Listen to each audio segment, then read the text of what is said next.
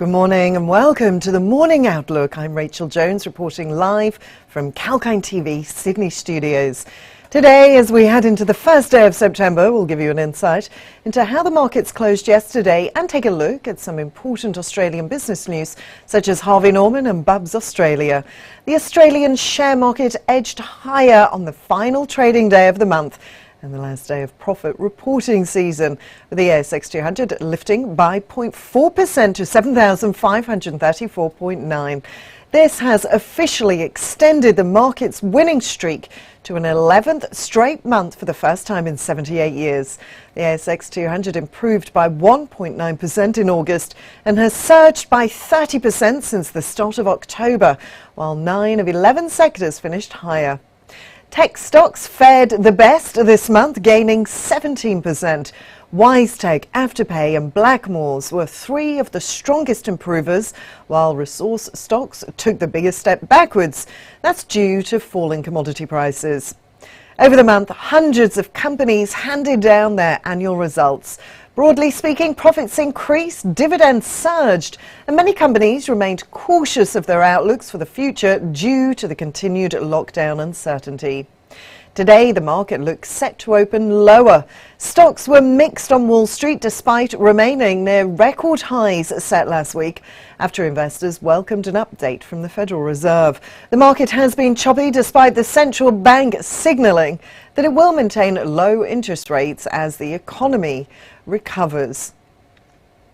Back home, Victorians will see an easing in COVID restrictions as Premier Daniel Andrews abandons the state's COVID-0 strategy.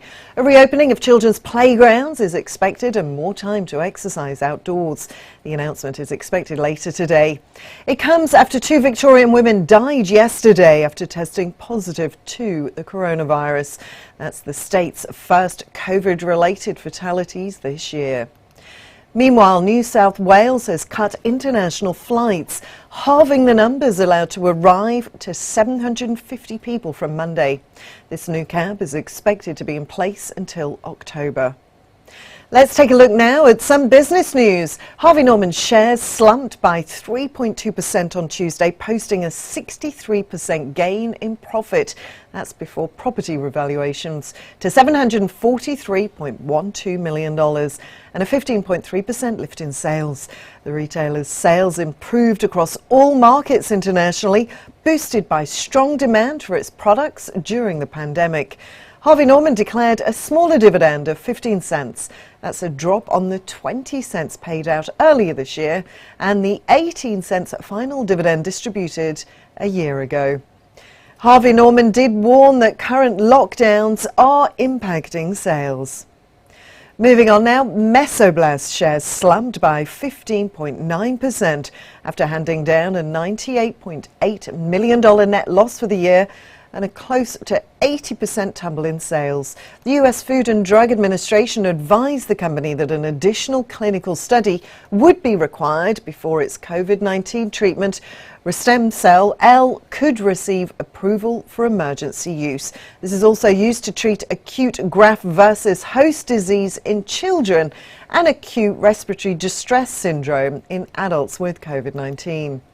Bubs Australia shares fell by 2.4% after delivering a 24% decline in annual sales. The infant formula company partly blamed the hit to sales on international border closures, which devastated its key Daewoo channel.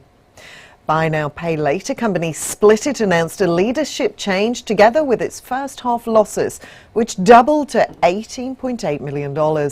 Current boss Brad Peterson is now being replaced by former Macy's COO John Harper.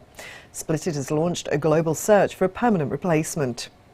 Silk Laser Australia, one of Australia's largest specialist non-surgical aesthetics clinic networks, has completed the acquisition of Australia Skin Clinics and the Cosmetic Clinic in New Zealand. The acquisition of the ASC Group involved an upfront cash consideration of $47 million. An upfront additional $5 million earnout in scrip. Silk specialises in laser hair removal, cosmetic injectables, skin treatments, body contouring and skincare products.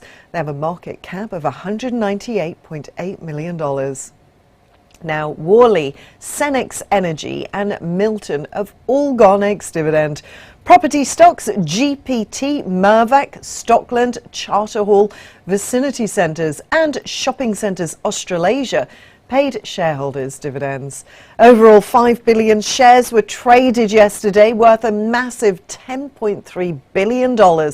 772 stocks rose, 655 fell, and 413 finished unchanged. Now that's all from our morning report here on Kalkine TV. Have a great day trading and stay tuned for more market updates and economic news live throughout the day. I'm Rachel, signing off for now.